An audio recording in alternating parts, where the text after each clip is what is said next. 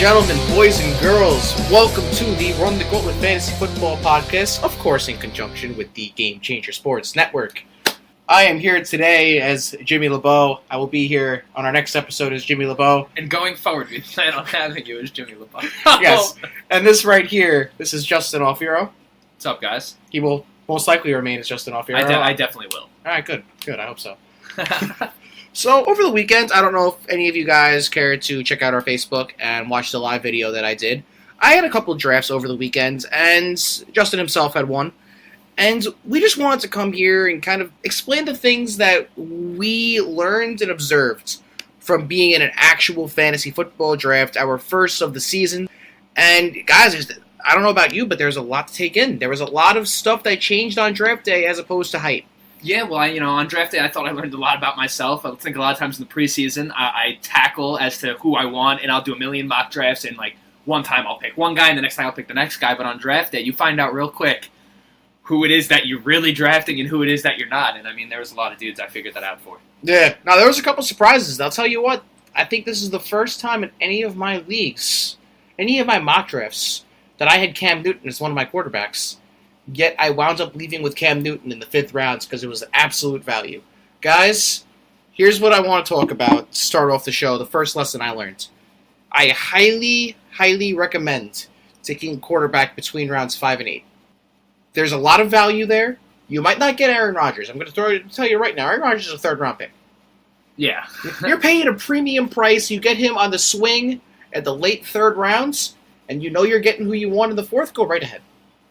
Get your boy Aaron Rodgers. That's the only exception I take to the 5 to 8 rule. But there are a lot of quarterbacks that are going 5, 6, 7, and 8 right now who really are just being undervalued. I mean, not undervalued. That's definitely the wrong word because quarterbacks generally are probably the highest scoring players in fantasy football, but you can only play one. So and there's a lot of them scoring a lot of points. Yeah, so to call them undervalued was probably the wrong terminology to use. More like, but underappreciated. Yes. Underappreciated for sure. Fantasy football is supposed to be fun, right? And, you can't tell me it's not funner when you have Aaron Rodgers at quarterback on your fantasy team. It is. Oh, dude, 2 years ago, it was great. Just relax, and I won a league. It's great, exactly, because a lot of guys kind of bank on the fact where they're like, you don't need a top quarterback because only so many people have one. But it's like, when you are one of the people that has one, if you manage to figure out the rest of it, you're the best team in the league. Oh, yeah. Almost every time. Absolutely, dude. And it's very possible to hit those picks that you want to hit in those early and late rounds without sacrificing anything, taking a quarterback 5, 6, 7, 8. For example, what you should not do is draft Isaiah Crowell before your quarterback. Isaiah Crowell is currently ranked higher than Duke Johnson, which is a bit of a stretch because he's not even a starting running back. There are running backs that are being drafted really high as RB2s, RB3s. I'm looking at Isaiah Crowell, 33 points. Sony Michel, he's injured. Ronald Jones, not a starter. Rashad Penny, not a starter. Tevin Coleman is a backup running back. Thank you. There's a lot of these committee RBs that are being taken who aren't even starters on their team before you're getting your starting quarterback who's going to put up 200 more points than these guys. And that's what I'm saying, and it's a good point you make, because at that point, if you're looking at Kerryon Johnson, right? Well, I like Kerryon Johnson. Fine. You're looking at Rashad Penny or Sony Michel, right? All getting drafted right by Kerryon Johnson. Yeah, same tier. Round and a half, a pick later, you're still looking at the same types of guy. You're actually looking at the guy starting over Ronald Jones. You're looking at Peyton Barber. That's funny. So, there comes a point, what's the difference between drafting Ronald Jones and then you have Tariq Cohen, all, you know what I'm saying? You're with your next pick, these guys are there. So why draft a running back there? If that quarterback is there, don't take your chance on getting him. This is one of the lessons I learned from my draft. Don't take your chance on getting him when you come back around. If you're looking at a bunch of running backs or a bunch of receivers and you're not sure, if you know the quarterback you want, he's there, don't be scared to reach. I think that's a lot of things. It's something that people do at the quarterback position. I feel like they're very much I can wait, and you're waiting on one guy, pretty much, right? Yeah. What happens when that guy goes? What happens when someone reaches on that guy because you didn't? That's what happened to me. That's when you wind up in a black hole, streaming guys off the waiver wire, looking for matchups, making a trade, and giving up more value for your positional depth than the draft capital you would have had to use. And also what I had learned in that moment is that immediately after that pick, what did I say to myself? I have to draft a quarterback right now. If that does not say anything about the true value of a quarterback, then I don't know what does. Because immediately I knew the second my guy was Andrew Luck. By the way, guys, disclaimer, I'm a Colts fan. Which was Andrew Luck. Got drafted immediately with my next pick. I said, it's Rivers or bust right now. You know what I'm saying? Yeah. If you wait, you could be in that position. So I think there's a benefit to just drafting the guy you want early and just not worrying about it after. That peace of mind, that security, that is worth so much. And like people, I don't get it, man. Guys are sleeping on it. Sure, a lot of people like Jimmy Garoppolo, who's going relatively late. He's going around the same time as Andrew Luck. A lot of people like Andrew Luck. A lot of people like these guys going later in later rounds. Yeah, like, you're not the only guy that waits on a quarterback and says, hey, this guy's getting drafted too late. People say it with everybody because there's a lot of talented quarterbacks in the NFL, more than get valued in fantasy football. Absolutely, dude. And there's always that quick little run in every round where one or two quarterbacks go. It's not like the running backs in the first round or the receivers in the second round where they all go in like a wildfire. It's just jab it away at you. 1, 2 in this round, 1 in this round, none in the next round. Oh, so I have time to wait. 3 just went. Exactly. And you want to counter on the jab, not on the right hook that gets you in the face. You know what I'm saying? That's when you want to answer. When the jabs are coming and you see 2 guys, and now you're looking at your quarterbacks, and it's like, there's only 3 more guys I like here. Your bench has 4 people on it still. It has 4 people. You have a 6-person bench. Just draft your starting quarterback. Just draft your quarterback. Yeah. Why are you looking at depth at that point? And I mean, why? I don't know, because that's what I was doing. But then I come out of the draft, and I say, hey, why didn't I just draft my starter? I was comfortable with my bench. I could have waited for the guys I was getting there instead of my quarterback. Why didn't I just get the quarterback? And I think some more people should do that because, guys, I mean, that guy does start for you every single week. Every single week, he will be your highest scorer. Yeah, absolutely. Most of the time. I mean, listen, if you have, like you said, if you have one of those elite running backs, odds are it's not the case. But when you break down on a projected matchup basis, right, when you're looking at who you're versing week 1, do you look at it by position? Like, oh, I have the edge at my quarterback. I have the edge at my RB1. I have the edge at my wide receiver 1. Because that's personally what I do. In the draft? No, after the draft. Oh, okay. Kinda. I don't know. That's like almost a different discussion. Because, Right. like, how I evaluate going into a week, like how I feel like if I have an advantage. Yeah, like how do you look at your opponent and be like, this is where I'm going to beat you, this is my strength, and then address your weaknesses on the waiver wire, for example. So, like, personally what I will do is I'll go through my positions and I'll compare them. So, say I have Andrew Luck and my opponent has Derek Carr. I know I have an advantage there. Yeah, and even if Andrew Luck finishes with less points that week, you have no problem taking your chances on Andrew Luck doing better than Derek Carr. Yes. And, like, you'll always want that. Like, you will never stop striving to have... Yeah, because streaming quarterbacks isn't easy. It is not easy at all. Especially because, again, not everybody is only doing fantasy with their life. So it's true. So guys have 2 quarterbacks, 3 quarterbacks sometimes. Yeah, exactly. And on top of that, it's just hard to know exactly who you should be streaming on exactly what week. And I mean, I live for this, and it's still not easy. It's never an easy decision to make, even when you know you don't. Yeah. You know what I'm saying? You never know. So I think I would rather just have a guy. And I don't think you have to draft Aaron Rodgers or anything like that. But I say once Brady, Breeze, some of those top guys are going, and all of a sudden you're looking at like Cousins, Luck, Garoppolo, people, Stafford. It's like, Yeah. okay, like maybe you should draft them now if you feel comfortable with the rest of your team. And that's really the lesson I learned is I should have just taken a quarterback. I mean, given I fixed it in a trade because I traded Rivers and my first mistake, Mark Ingram, for Andrew Luck and Royce Freeman. Now, That's a good trade. I think you won that trade. so do I. And not that Ingram was a mistake per se, but given the way my draft turned out, it might have been. And I guess I will get into that right now. Yeah, please, explain, because it's never a bad thing drafting Mark Ingram. Okay, so when I went into this draft, when I was mock drafting for this specific league, was a 10-team standard league. It's my cheapest league. When I was drafting for this league, what I had noticed is that over and over and over again, I kept looking at Mark Ingram and being like, this is great. Now, what I did not realize until like 4 rounds into the draft, silly me not doing my work, is that I had to start 2 flexes. So it was 2 running backs, 2 receivers, and 2 flexes. That's deep. That's deep roster pool. Yeah, I thought it was 1 flex, 2 receivers, 2 running backs. So what I did in my first 4 rounds is I drafted I was the number 10th pick in the 10-team league. So I went Fournette and DeAndre Hopkins, and then I came back, which was fine, and then I came back around and drafted T.Y. Hilton and Kenyon Drake. I mean, that's a great start, first 4 picks. It is a great start, but then the next round I actually was banking on Royce Freeman coming to me in the next round, which I should not have done. Yeah. I was going to draft Ingram and Freeman, but now the next round, what I was looking at was Derrick Henry and Mark Ingram. And that's a problem, because I don't want to start Derrick Henry at a flex right away. I kind of want him to see if it works. You know what I'm saying? I don't want to start him immediately. Mark Ingram, I can't start immediately. So with my 5th and 6th round pick, because I was dedicated to drafting Mark Ingram, I had 2 guys that I didn't even like to start for me. Yeah, but no team's going to be perfect, dude. You still came out of that in a pretty strong situation. I do think I did. It's just looking back, I probably could have waited. I probably could have not drafted T.Y. Hilton where I drafted him. I could have drafted Mixon and Drake with that back-to-back right there. Right. And then I could have came back around, and when I drafted Mark Ingram, I wouldn't have had to draft Derrick Henry. You still had guys that I love. You still had Marquise Goodwin, Allen Robinson were there for me to take. And on top of that, the rest of my receivers are strong behind those guys regardless. So if I didn't draft Hilton there, I still would have ended up with DeAndre Hopkins, Marquise Goodwin, Corey Davis, Sammy Watkins, and Michael Crabtree.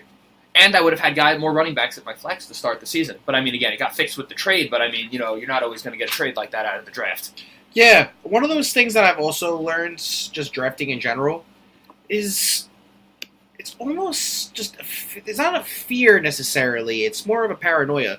Like, you see how your team's filling out, right? Had you gone Drake Mixon, you would have been Fournette, Hopkins, Mixon, Drake, right? So that would have been 3-1 RB and wide receivers. And I think only given that I was waiting for Mark Ingram, because that's the only problem. Yeah. Only given that the whole time I knew I was going to wait and take Ingram, that's the only reason I felt like I needed that. So in a normal scenario, if I wasn't going to draft a suspended running back, then 2 and 2 is fine for me. Yeah, because you have one guy, you have 2 guys to start, and 2 guys at your receiver. Yeah, but I mean, I was waiting for 4 weeks, and then I also, at the end, because I don't like Fournette to stay healthy for the whole year, so I felt the need to draft Yeldon. Which is smart. Then I had Jamal Williams, who I love as a late-round value, but just in case, I also drafted Aaron Jones, who's suspended for 2 games. So on my bench, I had T.J. Yeldon's a wasted spot until Fournette goes down, in which case then Fournette will be a wasted spot on my bench. Right. Then I had both the Packers backs, and then I had Mark Ingram sitting on my bench waiting. All of a sudden, half of my bench was just dudes I was waiting on. Yeah, it's tough, dude. Like, you'd have to really make sure your starting lineup was good those 4 weeks. Granted, you can still come out of that 2 and 2 with the way you came out, especially after that trade. I think you'll be fine. Yeah, I just think without that trade, I might have had an issue because all of a sudden, my flex spots were Derrick Henry and Corey Davis. Well, there's nothing wrong with Corey Davis, guys. With the recent injuries to Rashard Matthews, there is nothing wrong with having Corey Davis in your flexer. No, but I think you're always better off, especially in 2 flexes. If you want a third running back, if for one of them, at the very of course least, you want one of them to be back. like, But you have Henry. Well, I mean, yeah, but Derrick Henry, we know it's going to be a bit of a timeshare over there. I think he might be too good for the nonsense with Deion Lewis. Not that Deion Lewis is nonsense, but that my opinion with Derrick Henry is that I think he might be too good to be held down by Deion Lewis. But that is just me. There are plenty of people that know much more about football than I do that say other than that. Right. So I'm not willing to trust him in my flex spot to start the season. Well, who are your bench receivers? My bench receivers, I already said them. My bench receivers right now are Michael Crabtree, Okay. Sammy Watkins, and I guess Corey Davis. It's not a bench receiver because there's 2 flexes, but in my mind, that's what it was.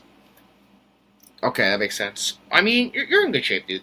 I'm in fine shape. It's just I'm always trying to get the perfect draft, and I Yeah. think doing that was that avoided me from having a perfect draft. So Mark Ingram's a hard one to do, guys. You really have to make sure that you're ready for those first 4 weeks without him. Yeah. And that's all different by league. Same thing with Edelman. Like, I have one receiver on one of my benches. It's a 10-man standard with the same way as you, 2 flexes, but only 1 running back. And I have Julian Edelman on my bench. Like, I got to eat that. Well, that's the thing. Only draft 1 suspended player. That's another lesson I learned because the second I walked out of the draft, I'm like, man. You have him and Aaron Jones. Yeah, I was like, and I knew they were both suspended. It's not like it slipped my mind. It's just like I just didn't realize how much I didn't like that until I was out of the draft. You know, it's a shame, too, because I would obviously, in hindsight, recommend you drafting Ty Montgomery instead of Aaron Jones. Because Ty Montgomery is just a very versatile player. He can play outside, he can play the slot, and he can play RB. If it was PPR, I'd be with you. I just think that Aaron Jones and Jamal Williams are the only guys on that team that have a chance to be a workhorse back for the Packers. You see, here's my thing with RBs. There are a lot of RBs that I feel people give credit as being potential workhorses that I really don't think they do. Aaron Jones and Jamal Williams, that one of them could be it, but I think the Packers are going to ride the hot hand. That's why I wanted them both, but the Packers do traditionally like to give it to one guy and just call it a day. I mean, you could see that all the way back to people that weren't even that great, right? You had like Ryan Grant, Brandon Jackson. Yeah, that's true. The Packers are an exception. The Packers are very loyal to one running back in terms of like, this is the guy we want to run the football with, and so I just wanted that role on the team.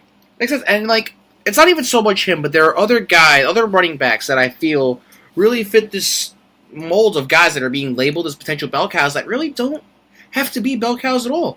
Marlon Mack doesn't have to be a bell cow. No, he does not. Chris Carson does not need to be a bell cow. No, he does not. Although I also think he has a decent chance at it. Adrian Peterson, Peyton Barber, and Ronald Jones, none of them have to be bell cows. He was looking pretty good, Adrian Peterson. Yes, he was. Adrian Peterson, he had 5.5 yards per carry or something like that in that first game that he came back. 11 carries for 56 yards. Yeah, so just 5. Looking like he still had it. And I don't know why people are making it like he didn't play well on the Cardinals last year before his injury either, because he had a few games over 100 yards. Like, he was... You're going to have to deal with your weeks of Peterson where he has 40 yards and no touchdown, because he's not doing it out of the backfield for you. But he has upside on certain given weeks, maybe against a bad run defense or something like that. So yeah, especially if... still a beast. Alex Smith on the Redskins, if he gets them in position where they're winning football games and that defense really plays well, which they should, because they invested a couple pretty high draft picks in their defense, the Redskins, this year. I don't trust the Redskins defense just yet. I don't trust it particularly yet, but they're not... Alex Smith could help them.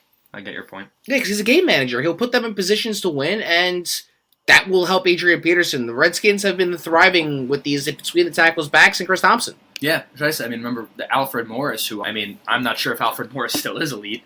I have no idea, because no one's using him. But in the moment, I thought he was, and maybe it was just the Redskins, although I still think maybe Alfred It helps when you have Trent Williams and the Hogs they had up front, man. Yeah, it's true. Alfred Morris always plays behind the good line, doesn't he? Yeah. You see, these backs are smart, man. There's a business. They're going into business for themselves to some degree, man. They want to go to the best teams that give them a chance to win and make money. Because, everything's an incentive bonus in these NFL contracts nowadays. Yeah. Okay, so building off the idea of going into business for yourself, I want to talk about in-season management now. Because I feel like the draft has taught us so much. It's a good transition. About how... Thank you. I appreciate that. How your fantasy drafts are going to impact your in-season management. Because, guys, the golden rule of fantasy football. You do not win your league on draft day. You can win the draft.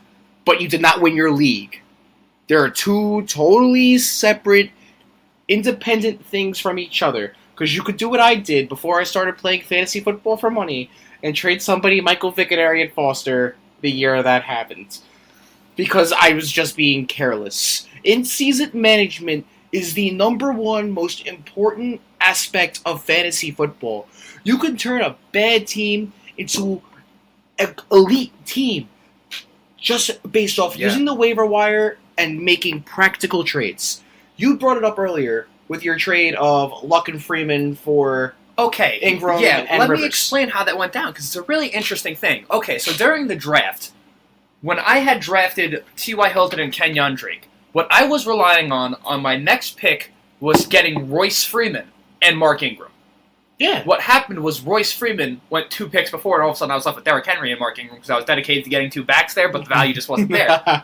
But remember, guys, I was banking on Royce Freeman showing up so I could then have him and Mark Ingram. So I did draft Mark Ingram, and that guy did draft Royce Freeman 2 picks before me. And then when I waited on a quarterback, I wanted Andrew Luck. I said, hey, I could get him next round. Few picks before me, same gentleman who drafted Royce Freeman drafted Andrew Luck, and then I said, panic mode, I have to draft Rivers or bust, because I was looking at, I don't even know, to be honest with you, because they were... But you were looking at quarterbacks you didn't like, and you wanted to ensure and I wanted you got Rivers, the only one I trust. Exactly. But if you guys happen to remember the trade, it was Phillip Rivers and Mark Ingram for Andrew Luck and Royce Freeman. He drafted both of those players before he drafted the guys that I then traded to him to get those players. Yo, I don't understand what it is. I don't get it. I'm seeing so many trades being proposed in leagues, and by week 3, this is going to stop, because by week 3, people are going to realize they only have so much talent at certain positions on their team, and they have to fix these talent deficiencies. After your draft, you have to change the way you value players. So just because a guy's an RB2 in your head right now, Does not mean he's an RB2 in week 3, week 4, week 5. or even week 14 when you're in your playoffs, week 15 when you're in your playoffs, week 16 when you're in your championship because you're listening to Run the freaking Gauntlet. That's right. There comes a point where you have to change the way you are evaluating this talent.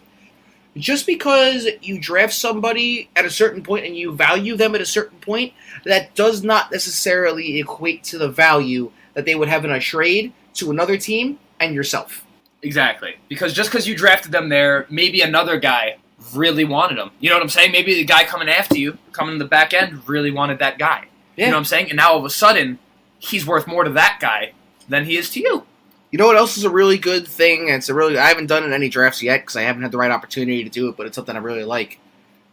If you want to kind of force a trade, not force a trade necessarily, but you want to put yourself in a strong position to make a trade with a certain team, and that guy, I don't know, he has Joe Mixon, he has Christian McCaffrey, draft Giovanni Bernard or C.J. Anderson, man.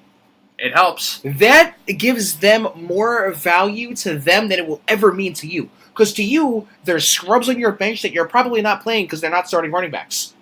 Yeah, that's a good point. But to them, they're handcuffs and their insurance and their security. So yeah, maybe they'll give you what you want. Maybe they'll give you that extra. Maybe you'll get a tight end that really improves your team. Or a quarterback that really improves your team, you know?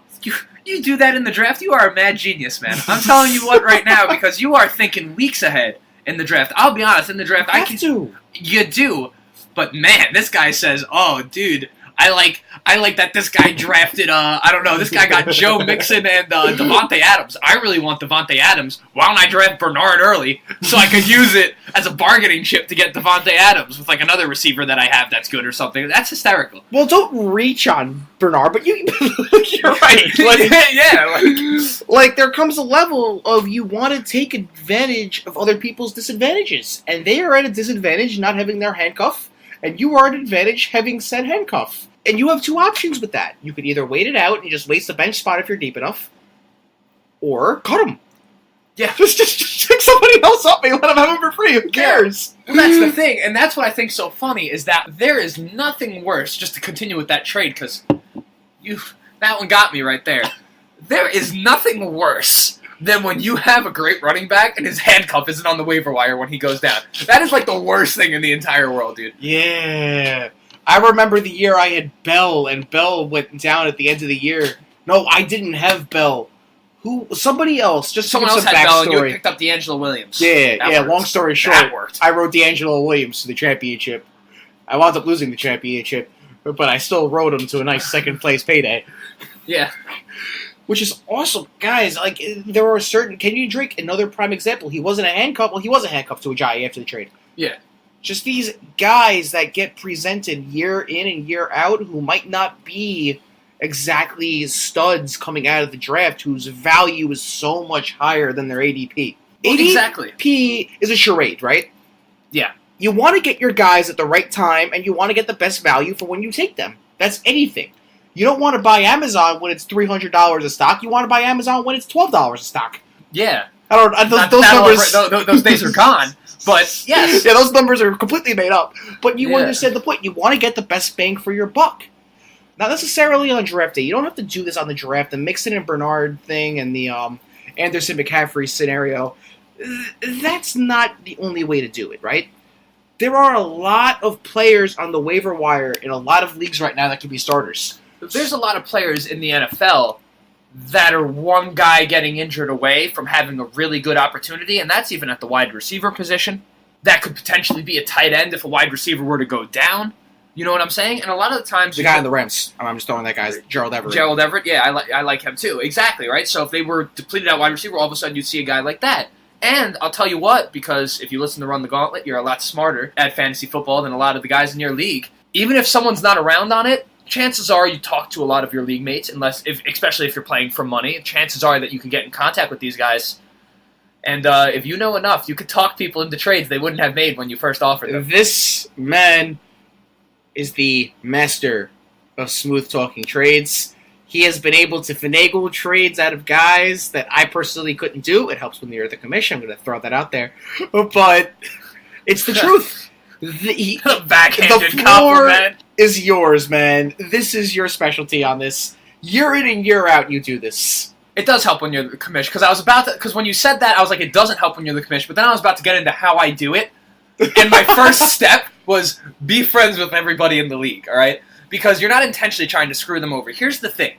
A lot of people just want to win the trade, and not only do they, it's not enough for them to win. It's not enough for them to get better. The other guy has to get worse. You have to throw that out the window. Yeah. If you both get better, who cares? You should only care about yourself getting better, unless like it's towards the end and there's just some weird playoff implication towards the end of the season. But almost all of the time, it does not matter if the guy you're trading with gets better, as long as you get better, because if your team's the best in the league, then the best he can be is the second best. Yeah. You know what I'm saying? So who cares if he gets better? Exactly. So plenty of times I will tell someone, like, listen, like, this is really how you get better here, and I will not lie to them. What I do not do, hopefully no one in our league listens to this, is tell them how much better I'm getting. I never do that. But that's not their business. It's their not business is how much better they get. Yes, but what you have to do is the thing. You have to bring up that you're getting better, right? So right off the bat, it's a psychological game I play. I'm not saying you confuse me. You're saying you're not telling them you're getting better, but no, you are telling them I don't tell them how much better I get. What I do is quickly acknowledge that I'm getting better. So in that mind, that trigger already happened, right? It's like, okay, so Justin's getting better. But I'll be like, listen, dude, like, you're really getting better. You know what I'm saying? Like, I just want to be better, but you're really getting better. That's how I always present it. You know what, man? I remember particularly last year you made quite the trade with one of our league mates. I believe the trade was Antonio Brown, who was going on to your team. You were acquiring Antonio Brown. Yes. This is the beauty of a great draft, by the way, guys. Oh, yeah. When you know the draft, you could do this. Yeah. You traded Dalvin Cook, Pierre Garçon, and Brandon Cooks. And Brandon Cooks for Antonio Brown. What was it, week 4? He had a bad draft. I had a good draft. I had more running backs than I could start. And, like, they were all top 10 in the moment, right? So you had Dalvin Cook. You had Carlos Hyde was an RB1 in the moment. I mean, I had Kareem Hunt. And then I had Chris Thompson. It's a PPR league. So, I mean, I was... you were very happy with how the draft turned out. I was swimming in running backs. Yeah. And my receivers were fine, too. Because I had Mike Evans, who... he was never bad in PPR last year. Just you drafted him, and everyone was drafting him in the first round, so he never lived up to that. Because I feel like a lot of people are salty about Mike Evans last year. The only thing that happened is that he didn't get his touchdowns. That's pretty much all that happened last year. Everything else was comparable. Yeah, and don't get me wrong, O.J. Howard definitely bit into that. O.J. Howard had, 6 touchdowns? O.J. Howard had, 6 touchdowns. O.J. Howard was ridiculous last year. Yeah. Not for anything. Oh, dude, they also have Cameron Brate. That's the one thing that scares me with Evans this year. He's a wide receiver 1 because he has to be. Because you don't put up the numbers he has in back-to-back years and not be a wide receiver 1. But, I'll let somebody else have Mike Evans. Will you? I have no problem drafting him if it's at the right spot, but, there's literally, a range of 4 picks where I'm like, this is where I'm getting Evans. Because it's either I don't want to draft him before this or I'm not getting him after this, if that makes sense. There's, it's, right there, the beginning of the 3rd round. You know who Mike Evans reminds me of? A.J. Green. Similar quarterback play, similar size, similar build, similar dominance. I mean, there's no denying Mike Evans and A.J. Green's dominance over the NFL. It's just... I don't know what it is. I just can't... I actually, now that you're putting it like this, I have no idea what it is either, because I actually like Mike Evans and A.J. Green both very much. I do like them both. I'm not saying I don't like Mike Evans and A.J. Green. What I'm saying is there are guys in that range I would rather have. Like T.Y. Hilton, for example. Now, that's interesting, because I look at guys like A.J. Green, and as a Colts fan, you could take my word for this. A.J. Green, T.Y. Hilton does not have a chance of finishing with as many touchdowns as A.J. Green or Mike Evans. Or rather, he does, but if they both got the most touchdowns they could get, that would be a lot more than the most that T.Y. Hilton would get, because limitations from God himself have made sure that T.Y. Hilton will never be a double-digit touchdown guy. And the thing with A.J. Green and the thing with Mike Evans, that you have guys like them, they could really be that, along with the fact that they could have the yards of T.Y. Hilton. Yes. Even if not through the yards per catch. And I think that's the only difference. That being said, I'm a Colts fan, so I don't even know why I'm arguing you. I would draft T.Y. Hilton. I look at the quarterback play. Oh, okay. Well, if you're in... That's one thing. You see, because fantasy football is just an extension of NFL football. And if you ask me whose receiver I'd rather have, Andrew Luck or Andy Dalton, my answer is 10 times out of 10, Andrew Luck. Yes. If you ask me 10 times out of 10, who I'd rather have, Jameis Winston's number 1 target or Andrew Luck's number 1 target? I'd rather have Andrew Luck's target. If you ask me 10 times out of 10, who would I rather have? Drew Brees' number one target or those same two players that I've mentioned, and including Andrew Luck, so 3? I'd rather have Michael Thomas. I like to look at fantasy football the same way I look at regular football. I like to look at the same guys that I see on Sunday and who I see is talented, who I think is a very good player, and I like to apply that to fantasy football.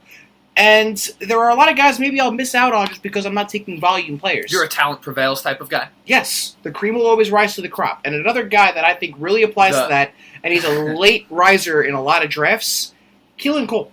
Well, in Jacksonville, that's going to be a situation because the cream will rise, and we're going to see who that is. I think a lot of people are expecting to be Keelan Cole. I think that's the easy choice. But it's such a mess over there at receiver that, quite frankly, I'd probably rather just wait to draft the last. I mean, D.D. Westbrook. DJ Chark. DJ Chark. If his name's even, I'm going to be honest. Dante Moncrief. You don't even want to say it. Guys, let me explain Dante Moncrief. They just paid Dante Moncrief money that he never deserved. Ever. He never deserved the money that Jacksonville gave him. But I'm going to tell you that because this is a bold prediction of mine for the year. If they are willing to just treat Dante Moncrief the same way the Browns treated Terrell Pryor that one season, he will get his numbers. Yeah. And if that happens, I'm going to bug out. I'm not going to lie to you. Which is why I bring up Rashad Green Sr. Rashad Green! So Rashad Green Sr. could also benefit from this, and I'll tell you, I hope it's anyone but Moncrief. And in fact, I hope it's Moncrief. I hope it's not Moncrief so bad that you could give me Moncrief in the last round, and I wouldn't even. I just wouldn't. Oh, no, there's actually some better receivers going in the last round. I'd rather have Jermaine Kearse than Dante Moncrief. But if you told me Dante Moncrief was going to get 100 targets on that team, I would still not even. Because it's either he does really good, or like he's Dante Moncrief, and either way, I don't want him on my team if he's doing it for the Jaguars. You know who I'm gonna? What I'm gonna do right now? I am going to pick up Tyler Lockett and add him to my fantasy team. After the Doug Baldwin news. After that, and also him getting $37.5 million and 28 guaranteed from the Seahawks. That is a big deal. He is the number 2 receiver on that team, folks. Especially after losing Paul Richardson. They clearly think they have something in Tyler Lockett. Yeah. Doug Baldwin going to be dealing with a knee injury, potentially looking at a surgery after the season, most likely. Let me get this straight. Potentially, by midseason, the top 2 receivers of the Seattle Seahawks are Tyler Lockett and Brandon Marshall. That's possible. And they're both going undrafted? That's possible. With Russell Wilson as their quarterback, the quarterback with the most attempts in fantasy football and regular football. And regular football, as those numbers don't vary. Yes, very good. With a Seattle Seahawks defense that no longer has Richard Sherman or Michael Bennett. Yeah. And both of these receivers are going undrafted in fantasy football right now? Precisely everything you just said is the truth. Guys, ADP does not equate to Sunday football value. Right there. If that doesn't sell you on that point, guys, then you just gotta live and learn. Because one of those guys is going to be a wide receiver 3. And I'll tell you, I think a lot of people have completely dismissed Brandon Marshall. I am not fully with the idea that he doesn't have one more season left in the tank. No. It hasn't been that long since he was Brandon Marshall. Dude, 2 years ago they were saying the same thing on the Jets. He's washed up. He's got a lot of competition. Not so much the competition, but, Eric Decker was there. 1,500 yards? Like 120 receptions and 12 touchdowns? Yeah, that's what I'm saying. You're telling me he couldn't end up... I think you have a realistic scenario in which if Doug Baldwin, at some point, if it just gets too bad to manage... Or they're just not winning games because they don't have a defense anymore. If Brandon Marshall steps into that outside role consistently, at any point in this season, I think it's realistic that he could end up in that moment averaging like 5-6 targets a game, getting 50 to 100 yards on those. With the best quarterback he's ever played with in the history of Brandon Marshall's Considering career. He has played with Jay Cutler and Ryan Fitzpatrick, I think this will be a real good situation for him. And who did he play with in Miami? Was it even Tannehill? In Miami? Even if it was Tannehill, that does not go against our point here, that Russell Wilson's easily the best quarterback that Brandon Marshall's ever played with. And listen, I just don't think he's washed up just yet. Oh, and the Seahawks, who lost Jimmy Graham, the other 6'5" receiving option in the red zone. 10 touchdowns last year. Those red zone targets are going to open up, and Brandon Marshall might be the only guy that can fill them. Yeah. Guys, the Seahawks wide receivers... in this episode, have talked myself into getting Brandon Marshall at the end of the draft. Dude, it's worth doing. There are a lot of these late flyers that are going to rise up. Another one of these late flyers that I can't believe I'm going to even mention his name because nobody should draft him unless it's 2 QBs and you're a Jets fan. But Sam Darnold. Right? In leagues where you start one quarterback? 2 QBs. I will preface that. Okay. As guys, no, that's not crazy. Like, there are these late risers that you will see in training camp cuts and trades and off-season maneuvers. Are you sure who about will that? raise their value. Sam Darnold is not a starting fantasy quarterback, but I'm a Jets fan, and I'm going to put some respect on the name. He's not a starting fantasy quarterback. I will repeat that. No. But I'm trying to think if at any point this season... I mean, listen, I'm very much of one opinion with Darnold, because I've seen the talent. I've watched a lot of film on Darnold, as I thought he was going to be a bust for a really long time, but the more I watched, the more I was like, listen, like I think it's boom or bust with Darnold. So I think if Darnold's about to happen, it's going to happen week 1 in Detroit. I'm going to be honest with you. I think everyone's going to get put on notice real fast with Sam Darnold if it is to happen. I hope so, man. If not, it's going to take a while. But if that man's... Because what I look at with Darnold is I think there's the possibility that he is such a supreme talent that it overcomes whatever deficiencies he has in decision-making and experience, because he is like the youngest quarterback to ever play. Oh, and in the NFL history, he is the youngest quarterback to ever start week 1, if Ian Rappaport's report is true. Todd Bowles has not confirmed anything, but, this is Ian Rappaport we're talking about, so I respect his reporting. More than Todd Bowles. The only one that means more is Rich Cimini in New York. God, we don't talk about Rich Cimini on this podcast. Rich Cimini. I wonder if anyone listening knows who Rich Cimini is. I imagine outside of New York, he can't be a popular name. Well, he's on ESPN a lot. He's like the beat writer for the Jets. Oh, yeah, but there's a lot of people on ESPN whose names I don't pay attention to. He's like the Sal Paolantonio of the Jets. The Sal... they do the same role. Well, yeah, there's going to be a lot of guys that have to play a role for the Jets this year on the field, not just off the field in the media. And you're pretty big into the Jets, so I know those receivers are a lot of guys that are getting drafted late. And for me personally, because obviously you pay attention more to the Jets training camp specifically than I do, how about you shed some insight for us just on some of the receivers later on, and also the running back situation I'd like to know a little bit more about. Okay, so to make my first point on the Jets fantasy value is contingent on the offensive line's ability to perform. If they have a healthy Brian Winters who played last year on a torn abdomen, when people want to talk about the Jets' interior offensive line, their starting right guard played 16 games on a torn abdomen, who he had surgery over the offseason, who hopefully is healthy and strong. They replaced the scrub that they drafted to replace Nick Mangold, Wesley Johnson. He had no right. He was a downright dirty scrub. He played all 16 games and started all 16 games, and where is he now? He's a backup on the Lions. But in all seriousness, they brought in Spencer Long to replace him, who was very good when the Redskins went healthy. This is why starting centers hit the free agent market, because they are not healthy. They also did a good job of developing young talent. They have retained guys like Brandon Shell, Ben Ijalana, Brent Cavalli. These are guys they have drafted in the mid to late rounds over the years. They have developed and they've retained. And there's something to be said about retaining drafted talent. Something a lot of teams don't do, and I feel it's what the best teams do, is just take the guys that you bring into your organization because you find a role for them, and you keep them, and you develop them. But these are the things that will come with time because they're a very young team, which is why I don't necessarily like their fantasy aspects, but there are a few players I do like, and I want to highlight them. So to start off, I want to talk about Bilal Powell, who was a waiver wire pickup on a standard 10-team league that I am in right now. Bilal Powell is a starting running back on an NFL franchise right now. All starting running backs should be owned in fantasy football, because his backup, Isaiah Crowell, is owned and drafted in a single-digit round. Why? I don't know. But Bilal Powell is the starter in New York. He has been grooming for this for a long time at this point. He's 30. Yeah. But, he doesn't have the workload of a 30-year-old. No, he does not. It just shows how long they've had Bilal Powell and how long he's been mediocre. I know I said running backs. Sorry to cut you off there, but I was much more curious about the receivers. Okay. Not in the sense, because I get some of the guys, but are there certain guys, like a guy like Ardarius Stewart, should I just disregard him for this season?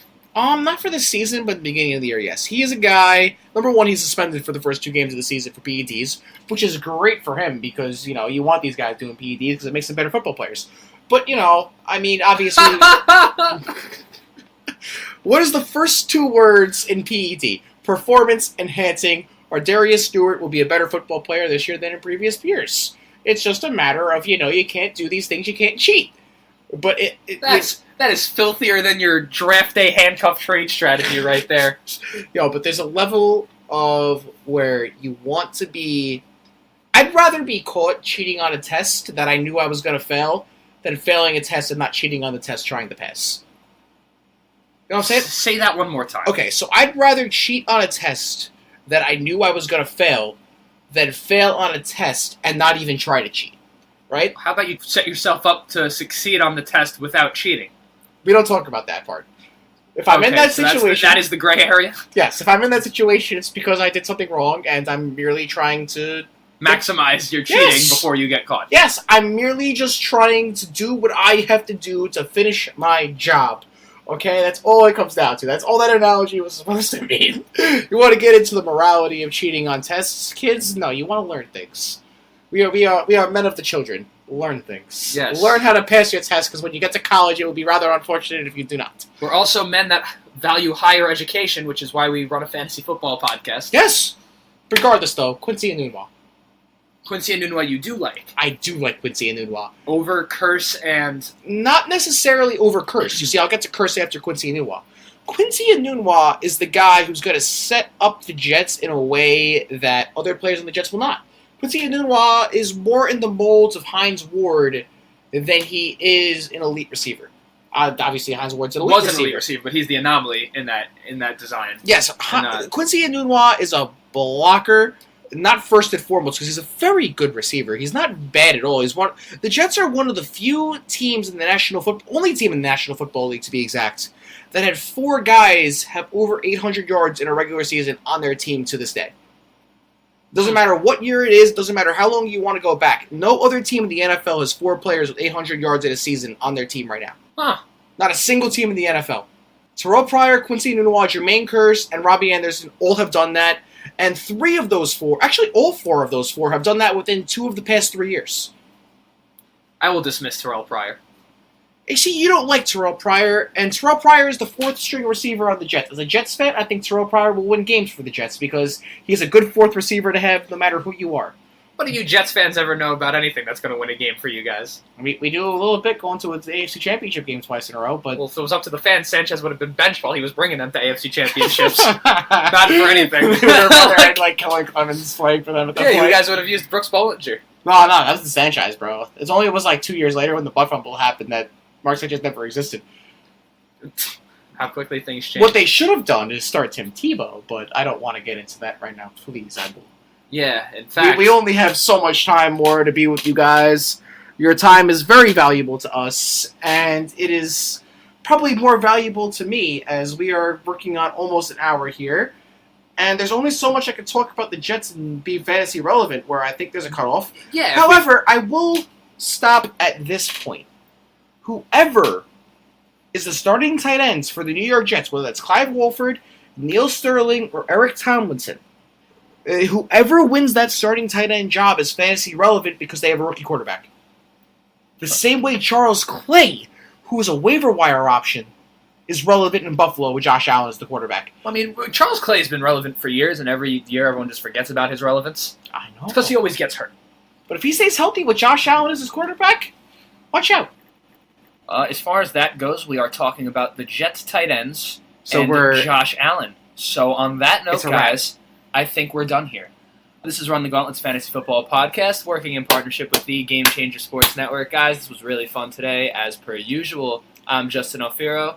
Next to me for this episode and maybe going forward is Jimmy LeBeau. Always going forward. Always going forward. And that is all, guys. Kill those drafts. Yeah, best of luck. This is draft season. This is draft week. I personally have 3. Guys, best of luck to you. I will keep you updated on all my drafts.